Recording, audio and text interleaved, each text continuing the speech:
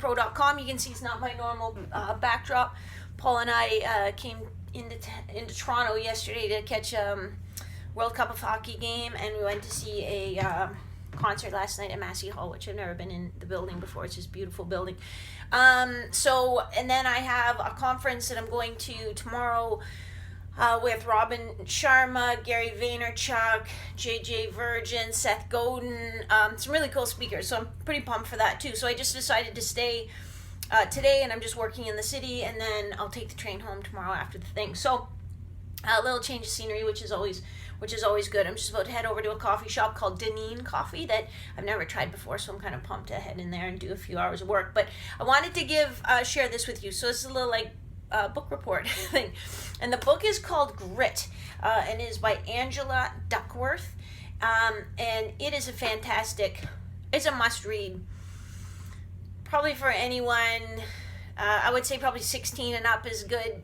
Some kids 14 could probably read it and get it, but I think some of them it's just going to be too heavy. But it's sort of this idea that we live so far within our limits, and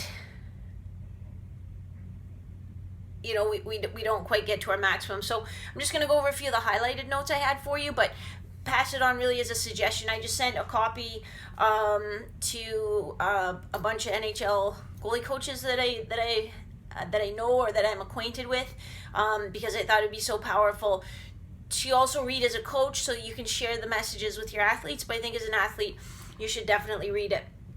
Here are a couple that quotes that stood out for me. I'm just reading off my computer.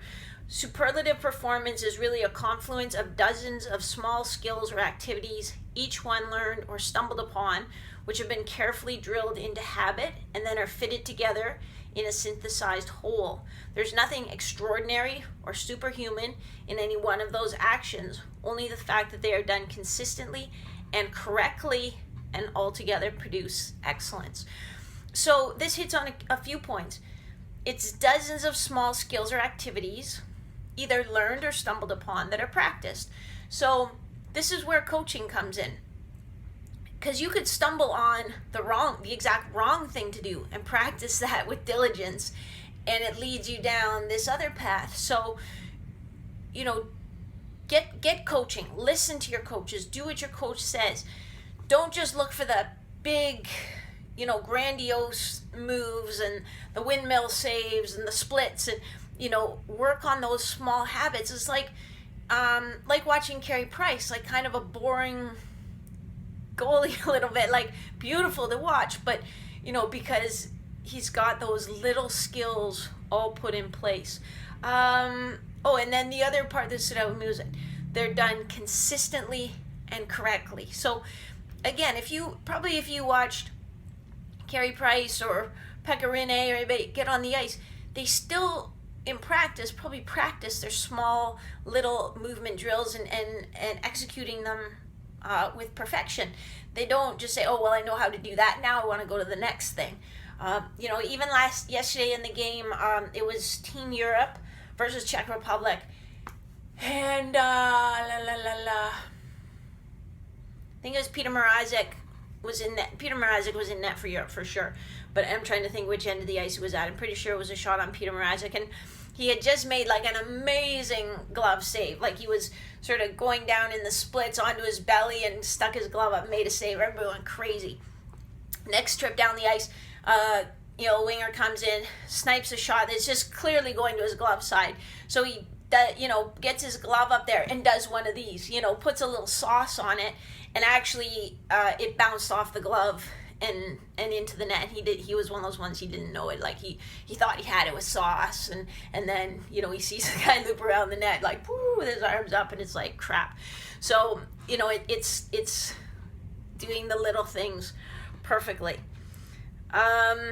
Okay, I'm gonna hit you with one more, but again, just take my word for it, read the book. Grit. So it's about grit, and sorry, I'm backtracking a bit, but it's a psychological perspective, psychological and sociological perspective. So it's not just like, well, I'm a tough ass and this is what I do to be a tough ass and I've got grit. It's like this person is actually a scientist who studies, and she studied,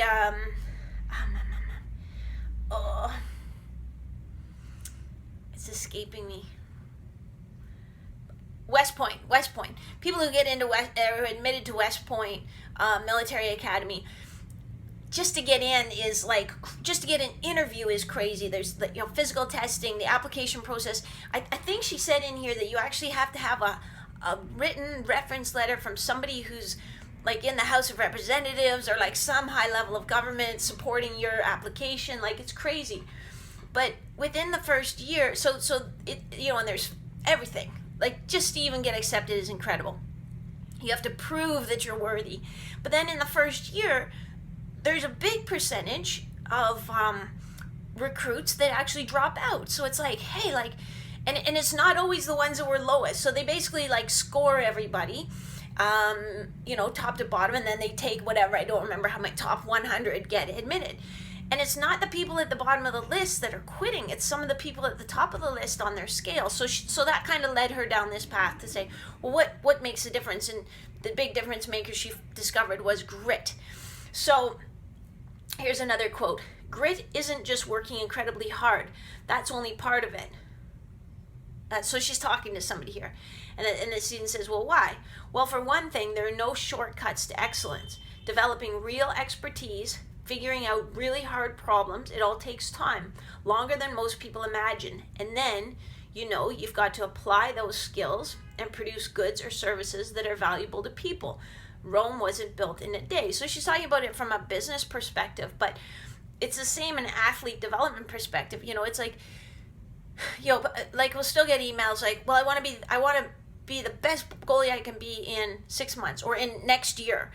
It's like, that can't happen. You can't just work so hard that it happens. You can't will it to happen by working hard.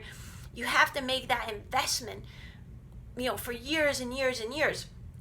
So it's, in this time of year, it's highs and lows, because again, players who've never ever played beyond house league hockey, and they're making AA and AAA, and getting to go to their first junior B camps and making the team, or maybe getting cut. And then other guys who are like, well, the coach doesn't like me, and so that's why, and the coach is friends with the, and I know that happens sometimes, but it's like, make yourself so valuable that there's no other option but to pick you, to make you the starting goal. We had a kid this year, I'm so proud of him. He never played like competitive level hockey. He made AAA hockey this year. And the coach had never taken a kid from his level and played AAA. And I think he's 16 years old, or turning 16 years old this year. So like, big deal. The coach said that other players on the team were calling him saying, sign this kid. So it's like, and it might even be one of their friends who's going to be the odd man out. But at every level, the team wants to win. So I think that's it. So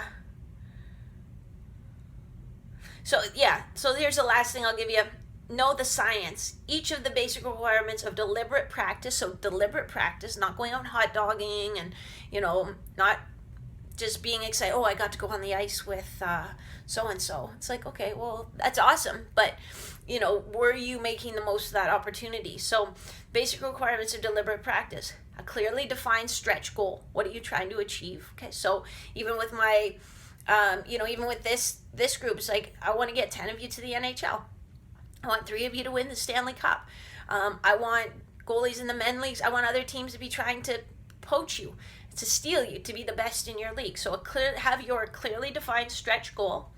You got to go out with full concentration and effort. I know a lot of you miss that. Don't optimize that opportunity when you're in practice, or even when you're on the ice by yourself before practice. You kind of think like, oh, well, this we're talking practice, Immediate and informative feedback. So again, if your team doesn't have a goalie coach, a lot of you are like, oh, our team doesn't have a goalie coach, the coach doesn't care about the goalies. Go find a goalie coach. And I know my friend Michael Garman, he does stuff online.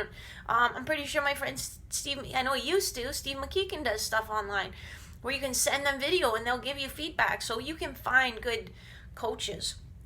And repetition with reflection and refinement. So there's a few key points from the book Grit. Fantastic read. Hey, you can even get it on audio if you guys go into a tournament. The whole family can listen to it. It'll maybe make the ride go a little bit faster. But that's it. Cheers. Hey, this is Maria from HockeyTrainingPro.com. In Toronto, a little change. That was the chair. That wasn't me. I'll change the scenery. I'll catch you next time. Cheers.